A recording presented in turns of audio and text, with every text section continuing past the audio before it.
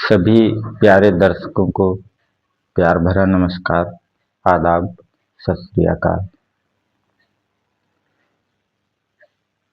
दोस्तों, आज हम चर्चा करेंगे कि परमात्मा क्या है, आत्मा क्या है और जीवात्मा क्या है। इनके बीच के अंतर को समझेंगे। बहुत से लोग, बहुत से ज्ञानी जन आत्मा और परमात्मा को समझाने के लिए सूर्य और सूर्य की किरण या सूर्य के प्रकाश का उदाहरण देते हैं, या बहुत से लोग समुद्र के जल और उसकी एक बूंद का उदाहरण देते हैं। मैं इसे चेतना के हिसाब से समझता हूँ और उसी हिसाब से बताने का प्रयास करता हूँ। ये संपूर्ण सृष्टि जिस सुपर पावर ने बनाई है, जिस परमात्मा, खुदा या गॉड ने बनाई है, ये उसने संकल्प के माध्यम से बनाई है, इसकी रचना की है। वास्तव में ये सब उसका संकल्प है। उसके संकल्प के कारण ये भासता है।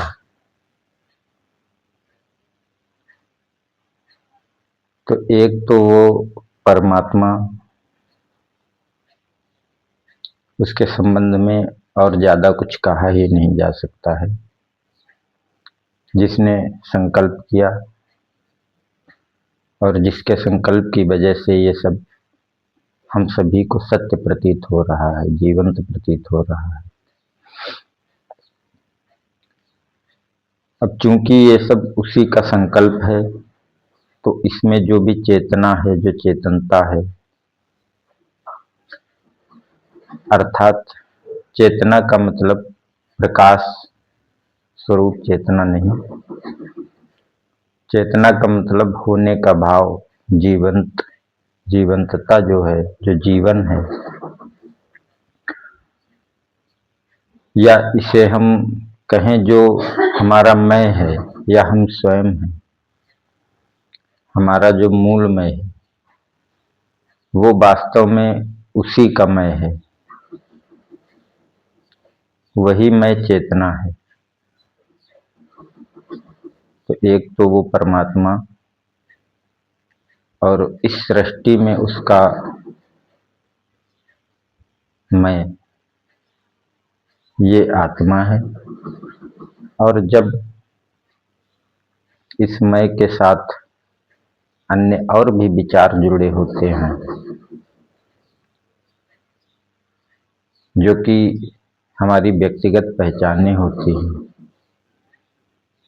जैसे मनुष्य, पशु, पक्षी, या आपका नाम, आपकी जाति, आपका धर्म, जब ये इस मैं के साथ जुड़ते हैं, इस चेतना के साथ संबंधित होते हैं, तब ये जीव स्वरूप होता है या जीवात्मा होता है। तो ये मैं या ये चेतना, ये जीवन उसी परमात्मा का अंश है, यानी कि आत्मा परमात्मा का अंश है। और क्योंकि ये उस परमात्मा का संकल्प है, तो इस प्रकार हम सब उस परमात्मा में हैं। तो इस हिसाब से वो परमात्मा सर्वव्यापक है, सब जगह है, और उसका ये मैं हर किसी में समान रूप से है। फिर वो चाहे मनुष्य हो, पशु पक्षी हो, या कोई जड़ पदार्थ हो। हम उस मैं की अभिव्यक्ति कर सकते हैं क्योंकि हमारे पास वो साधन है, इस शरीर में वो इसकी अभिव्यक्ति करने के लिए उपयुक्त यंत्र हैं। जड़ पदार्थों में वो यंत्र नहीं है तो वो उसकी अभिव्यक्ति नहीं कर सकते, परंतु वहां भी वो मैं है।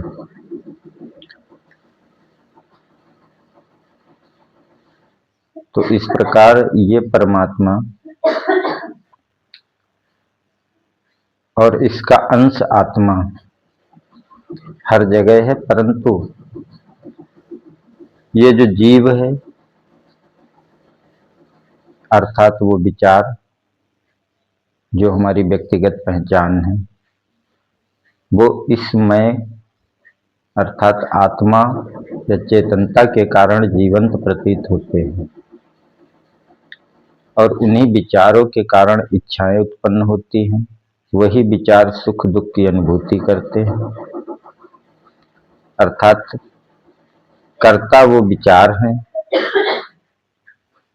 हम उन्हें अहम भी कह सकते हैं। तो वही कर्ता है, वही भोगता है। हमारा आत्मा अर्थात ये मैं का भाव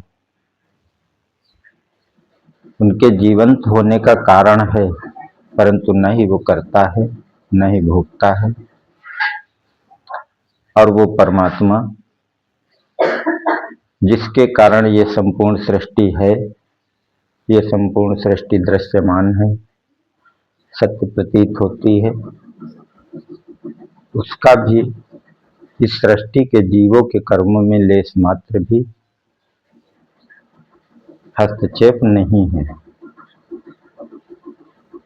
न ही वो हमारे कर्मों के लिए उत्तरदायी है और न ही हमारे भोगों के लिए।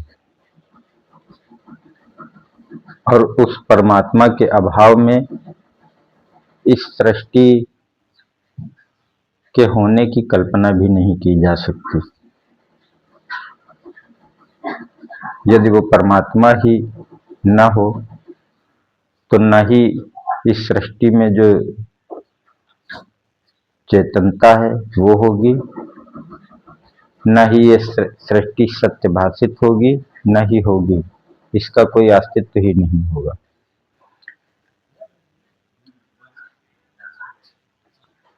तो इस प्रकार आत्मा परमात्मा और जीवात्मा का संबंध है, परंतु कर्मों को करने वाला और कर्मों को भोगने वाला सिर्फ और सिर्फ जीवात्मा अर्थात वो विचार अर्थात वो अहम है।